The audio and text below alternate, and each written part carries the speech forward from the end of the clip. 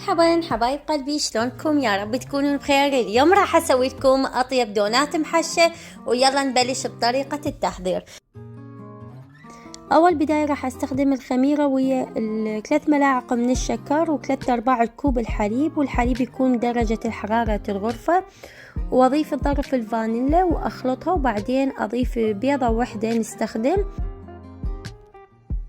طبعا راح اضيف هسه قليل من الملح، واضيف 2.25 كوب طحين واعجنها عجنه زينه، وبعدين نضيف ويا العجينه ملعقه كبيره من الزبده، ونرجع همين نعجنها ونتركها تختمر مده نص ساعه وارجع لكم. هسه بعد ما خلصت المدة نص ساعة بهذا الشكل شكلتها، ونتركها مدة 10 دقائق، وبعدين نستخدمها نقليها على درجة الحرارة متوسطة تكون، ونقلبها من كل الجهات، وبعدين نحشيها بنوتيلا وكاستر، وإذا تردوا تحشونها بالمربى هذا الشي يراجع لكم.